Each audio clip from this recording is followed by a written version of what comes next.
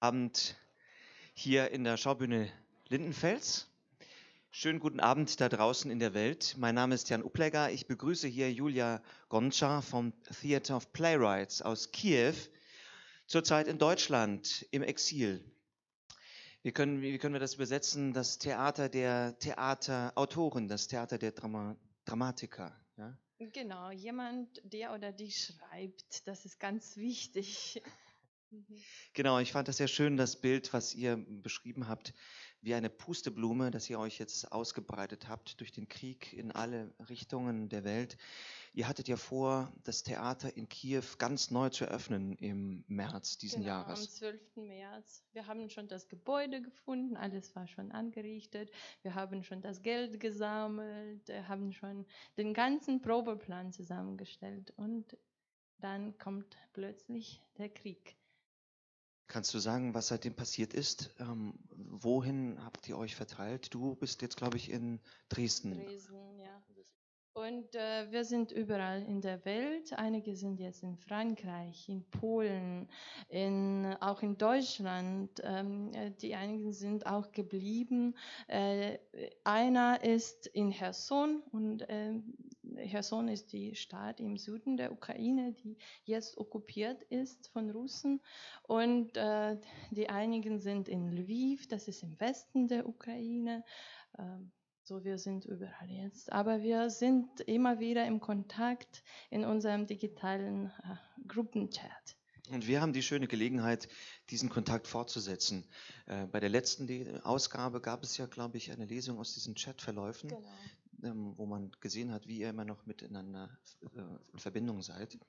Und wir haben heute eigentlich hätten heute eigentlich noch zu Gast Anastasiia Kosodii. Ja. Sie konnte leider nicht kommen, sie wird aber gleich zugeschaltet werden und ich werde die schöne Gelegenheit haben, einen Text zu lesen von ihr. Und anschließend gibt es dann noch eine Performance zu sehen. Genau. Genau. Dann fangen wir an mit Video von Anastasiia Kosodii. Die begrüßt uns.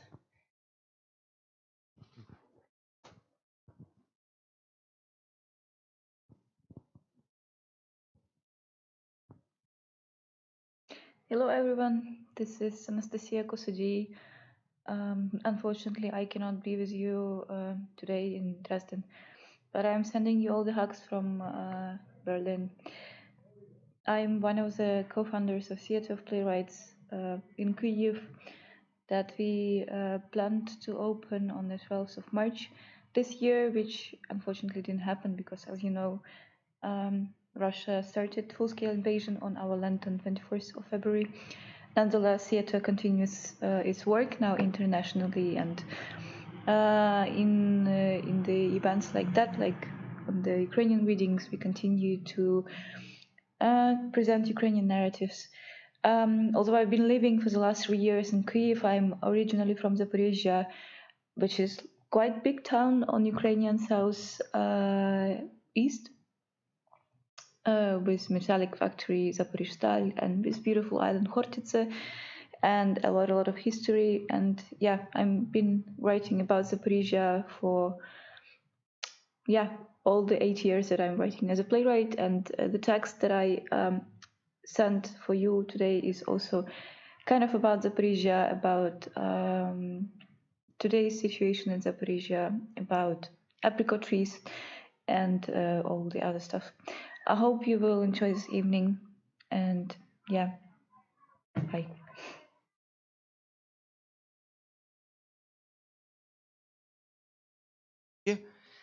Gerade in Warschau, glaube ich. Und hier ist der Text von ihr, den sie uns freundlicherweise... Mannheim, Entschuldigung. Theater Mannheim. Genau, sie ist gerade auch in Deutschland, genau wie Julia Gonchar. Und Julia Gonchar hat auch diesen Text übersetzt, zusammen mit Julia Elena Grida.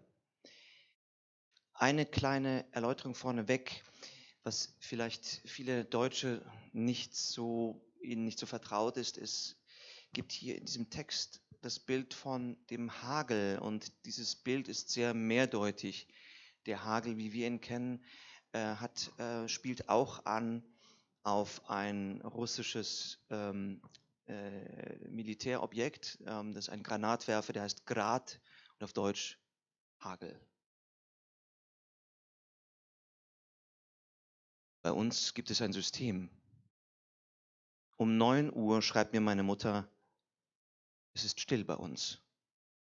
In der Ukraine ist es 10 Uhr. Das bedeutet, dass es in Saporischschja ruhig ist.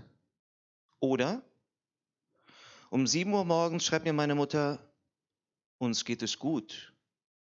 In der Ukraine ist es 8 Uhr. Das bedeutet, dass ich jetzt den Newsfeed öffne und dort sehe, die Russen haben einen Raketenangriff auf Saporischschja gestartet. Details werden noch abgeklärt. Das bedeutet, dass eine russische Rakete Saporischschja einschlug und Menschen getötet hat. Bis am Abend können keine Einzelheiten veröffentlicht werden. Andernfalls helfen wir den Russen, das Feuer besser zu navigieren. Vor ein paar Jahren habe ich meiner Mutter versprochen, keine Theaterstücke über sie zu schreiben. Darum sollten wir das Thema diesmal lieber beenden. Ich brate Gemüse in Olivenöl. Nützliche Tipps, gelesen aus den Tiefen von Frauenzeitschriften, sagen in meinem Kopf, dass dies eine beschissene Idee ist. Man sollte Sonnenblumenöl verwenden. Aber bei Aldi, Lidl, Rewe und sogar Netto gibt es kein Sonnenblumenöl, nur leere Regale. Zuerst verstand ich nicht warum, aber dann klären mich deutsche Freunde auf. Wie? Das weißt du nicht? Das gesamte Sonnenblumenöl stammte aus der Ukraine. Die Russen wollen unsere Freude aussaugen, schreibt ein Freund Oles aus Saporischschja. Und ich denke daran, während ich durch die zentralen Plätze europäischer Altstädte laufe. Und ich denke daran, wenn ich mir einen neuen BH kaufe. Und ich denke daran, wenn ich in Berlin japanische Kirschblüten anschaue. Es stellt sich verdammt nochmal heraus, dass es auch hier so etwas gibt. Und ich denke daran, wenn ich einen engen Freund auf Facebook entferne. Es stellt sich heraus, dass der Krieg auch sowas mit den Menschen macht. Und anscheinend sind die Russen an vielem schuld, nur daran nicht. Mama schickt mir Bilder von blühenden Aprikosenbäumen. Wir hoffen, dass es keine Hagelgranaten geben wird, schreibt meine Mutter. Sich Sorgen zu machen, dass der Hagel die Blüten zerstört, bevor sie von Bienen bestäubt werden, ist Teil der Saporischschja Tradition. Die Bienen schaffen es jedes Jahr. Jedes Jahr gibt es in Saporischschja scheiß viele Aprikosen.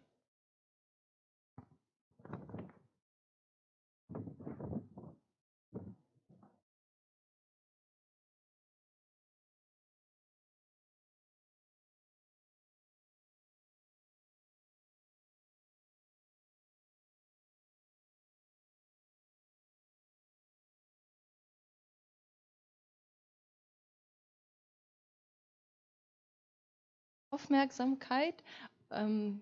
Gibt es irgendwie Fragen oder Anmerkungen zu den Texten oder Kommentare?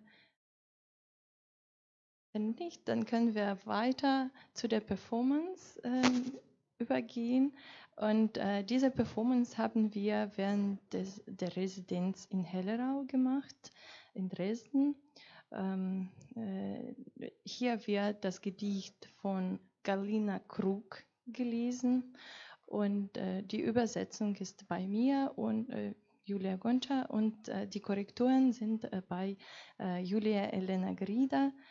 Sie ist Slawistin und sie hilft mir immer mit den Korrekturen. Das ist ganz wichtig, weil ich keine Muttersprachlerin bin und deswegen ist es schon wichtig, dass jemand das auch auf der kulturellen Ebene, das auch mit Narrativen arbeitet auf diesem Feld. Vielen Dank.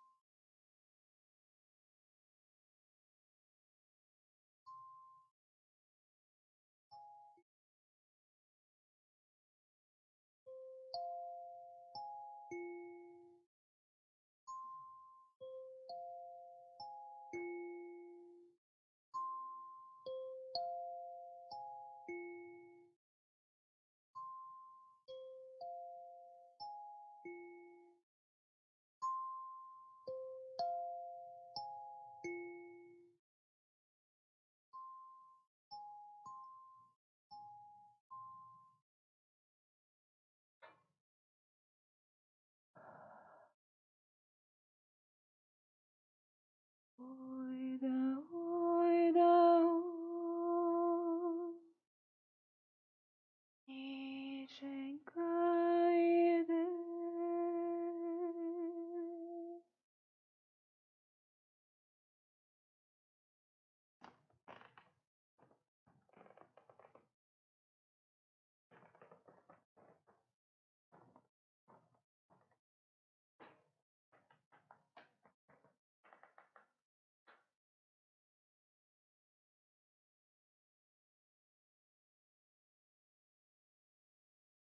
Сниться мені бомбосховище на околицях пам'яті. Останнє вціліли зі шкільних уроків воєнки.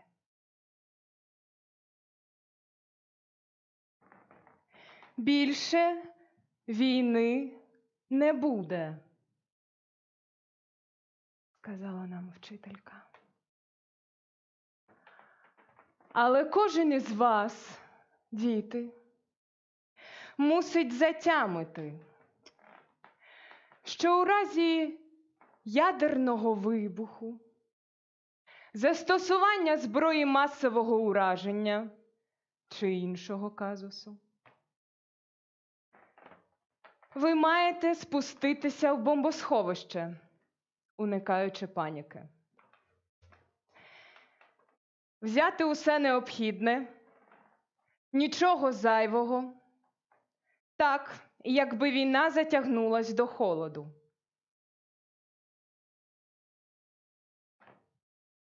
В бомбосховищі, знаєте, діти, не вмикають опалення.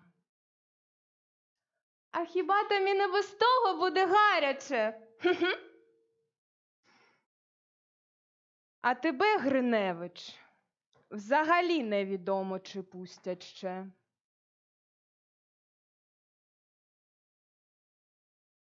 Всім місця не вистачить. Запаси води та харчів обмежені.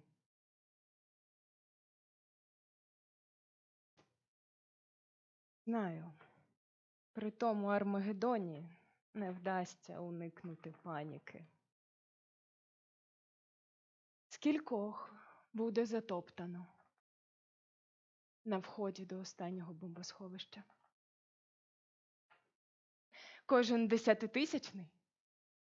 Чи кожен мільйонний? Не знаю, як ти, Боже, робитимеш вибірку. Вірю, що обійдеться без дискримінації за статтю, расою чи віросповіданням. Хочеться вірити. Скільки ковтків повітря кожному з них залишиться? Допоки вони чекатимуть на свого Деус екс махіна.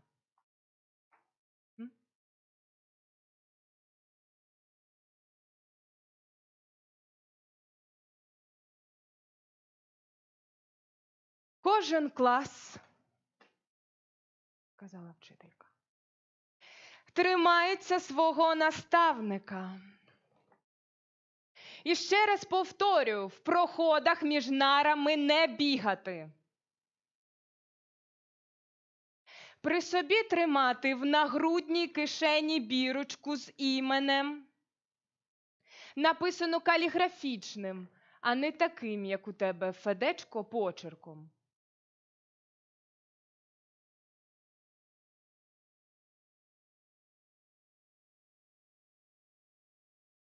Навіщо? Дивуюся й досі. Мабуть, для того, щоб, коли ангели виноситимуть душі,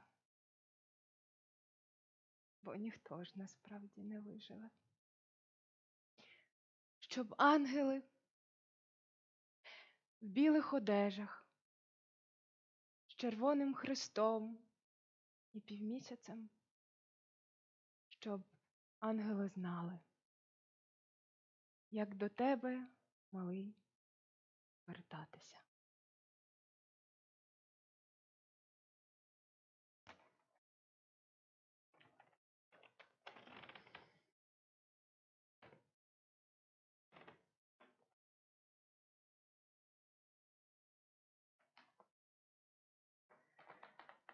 Ой да ой да ой, ніченька йде,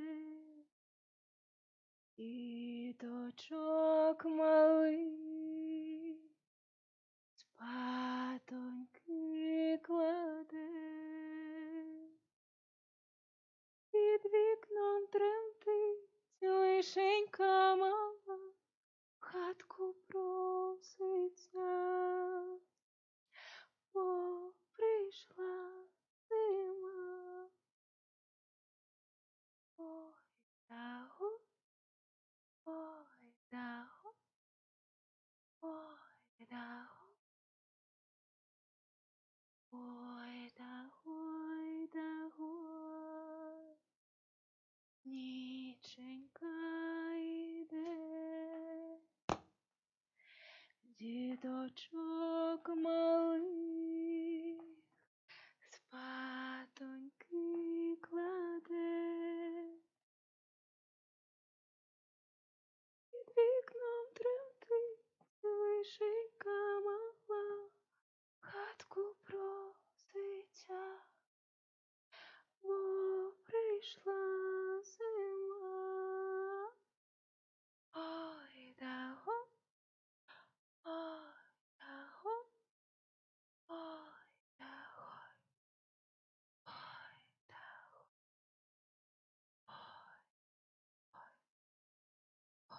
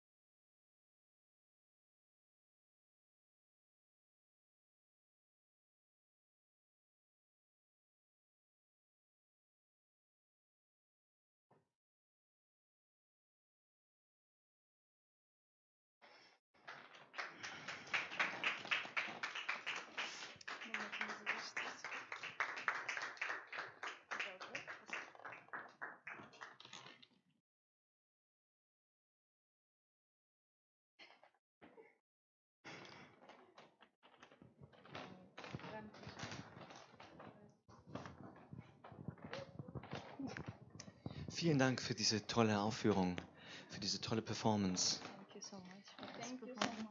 Thank you so much. Vielleicht können wir noch ein kurzes Gespräch führen, weil ich finde, das ist eine ganz besondere Gelegenheit für uns Deutsche, Einblick zu bekommen in die ukrainische Kunst und Kultur. Was wir heute gesehen haben, finde ich, ist etwas ganz Besonderes. Ich habe das jetzt auch schon in anderen Aufführungen erlebt. Ich glaube, eine Besonderheit der ukrainischen Kultur ist diese Verbindung zwischen Musik, Schauspiel und eben Videokunst, was es bei uns in dieser Form, glaube ich, gar nicht gibt. Ja, okay. Sorry. First, maybe we can ask if the audience understands English, so we can talk in English. Yeah, would it be okay? Thank you. Okay, this is an invitation for a little conversation with you and with the audience, because we have the opportunity to discover your special art of Ukraine, which we don't know yet in Germany. And for me, what we have seen today, I think this is very special for Ukraine, the mixture of text, music, singing, and also video live art. I've never seen this before, but in the last couple of weeks, I've seen other performances, Ukrainian performances, and for me, this is very moving, this melange, this mixture, and for me, that's really a discovery. Can you? Is it right that this a special kind of art which you learn or which you are doing in Ukraine, this live performance with video art? May I say a few words about the performers themselves? Olenka Avdieieva, she's a video counselor, so she's making a video art, and she's using a special program tech tool, and she was invited to Ars Electronica. This is like a huge electronic visual music festival, and it's a big honor to be invited there. And she's also traveling with different pop artists, and maybe you know, like Doch Daughters and all these productions. And Olenka Bogdan, she is a performer and she's an actress, and we managed to make the first reading in our Theater of Playwrights with her. So she's also like a part of our theater, and maybe the girls. First of all, thank you for your attention. I'm a little bit nervous. Our performances, it's not classic performances. It's we all, Yulia, Olena, and me,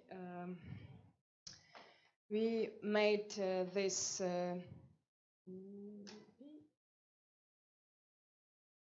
piece. We made this piece during the residence in Hellerau, and it's like experience, just experience. It's dynamic system.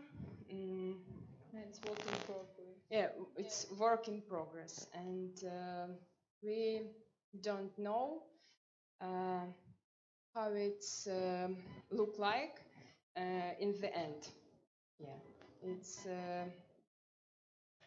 Do you plan to present it in Hellerau as well? Maybe, maybe. In Hellerau? In the future.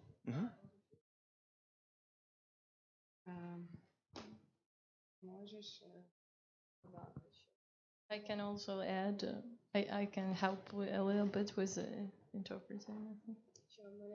But actually, we don't know how it's going to look like. It's still work in progress, and we're trying, we're experimenting. We are searching for the form, music, video, and other choreography forms.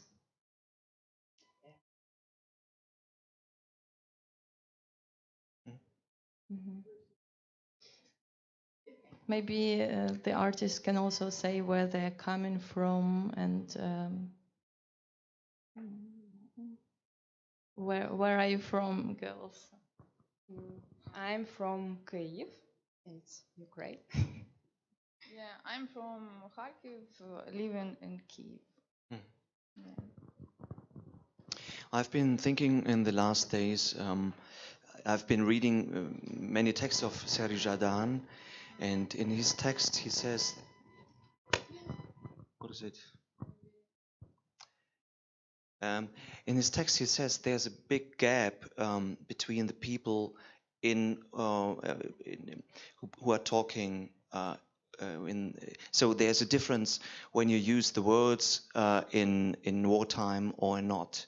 So he says in the same words you cannot understand each other, because some people are living are suffering of war and other not. So they are talking in the same words, but they don't understand because the war changes the meaning of words. Is it something what you experience as well when you are now in Germany, that there's a gap between people from Ukraine who have this experience from war and people in Germany who have it not? I think this is all the question of perception, and about, like, if I always find the common language. Like I don't know, that's no difference. If you love, if you have the empathy with people, then you will find this common language. And it's not about the text, it's not about the words, because I understood it very clearly when I was a child that it's not the best instrument, it's not the best tool to use words, to use language to express your feelings. Like it may be like the worst one, because to combine all the beauty of the world or some feelings you feel really into some word, into some text, it's like limited. The meaning is limited. Yeah. It's so limited. So that's maybe why we try to combine all these formats, and we try to search for some meanings in that to bring it closer. But honestly, I wouldn't say that like the main thing is the perception and intention. If someone wants to listen, then he or she will listen. That's my, because I personally, I was not in Ukraine when the war started, and then I would also claim that I don't understand people from Ukraine who were under bombs, but we have common language, we hug each other, and that's the body language we share for having this empathy, right? So that's the question of intention. And that you now came and visited our performance, that's also a language, and it shows. Yes. But how did the war affect your kind of art, your kind of writing?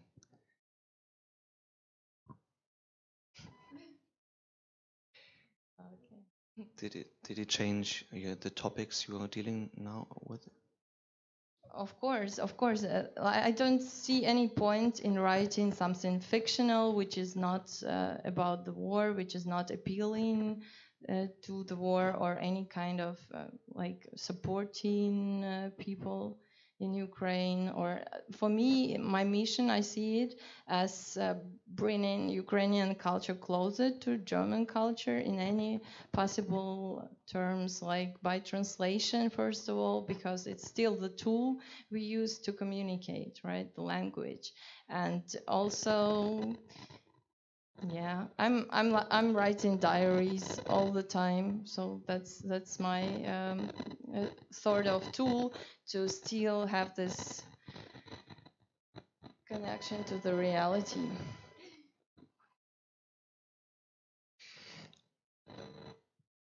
Okay, for me this is an important point. Too high frequency. Too much energy. For me, this is a very important point, what you said, that it's important for us to understand Ukrainian culture, and this is also part of your mission, because we in Germany, we have to understand this. It's also a war against Ukrainian identity and Ukrainian culture. Not only the goal was not only a regime change, but it's also to dominate the Ukrainian culture by Russian imperialism. It's not a local conflict. What a lot of people don't understand, that it's not a local conflict. It's a genocide, and it was already told and acknowledged by Biden, for example, by politicians, by important people, so to say. So we are fighting for our independency, for our identity, and for our culture, for our language, which was all the time, which was killed all the time. Like Russia tried to do everything to kill, like even the intelligentsia, to kill people literally. Like the whole renaissance of Ukrainian literature, all in the 70s. Exactly, they were all killed. Yes, it's a long story which started not only this year, but you had to fight always for your own identity, for your own language, which was not allowed to write already in Tsaristic times in 19th century. It's a long story. We were not lucky enough to, to be close to Russia. That's the only fault we have. So that's why we need to go on, to see more performances, to see more of your culture and your art, and I wish you to be lucky with it. Thank you very much for this opportunity. First of all, to Schaubühne Lindenfels, that you are welcoming us, and thank you, our audience. Дякуємо. Thank you very much. Thank you. Maybe there are some questions. We would love to answer them if they.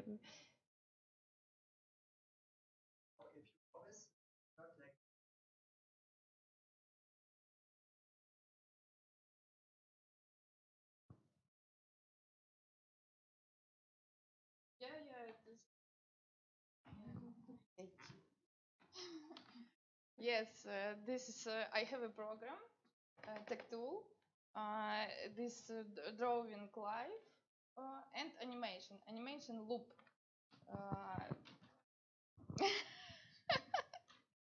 Okay. Yeah, I have an iPad and connection, power, and pencil. It's. But you always work now just. Yeah. Yeah. Just now. Yeah, just Yeah, now. Yes, in residence during during 4 weeks. During 4 weeks, yeah.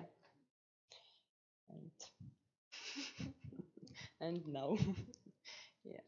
Will you continue to work together? I hope. Yes. I'm really hope about I hope this. you too. Yeah. Yeah, we're also hoping that it's gonna work out with the residency in Leipzig, at the theater in Schaubühne Lindenfels, and that we can do a co-production where we invite Ukrainian artists, so Olenkas will be able to do practical stuff.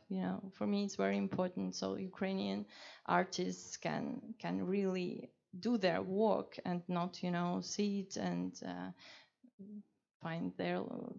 provide their living with some other activities. So it's important that we have this exchange of cultures, of languages, that we can also do some really nice Zusammenarbeit.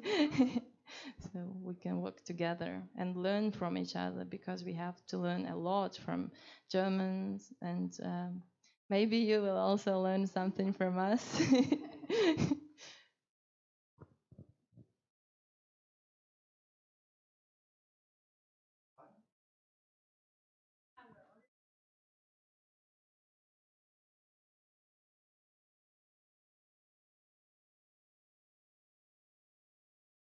Yeah.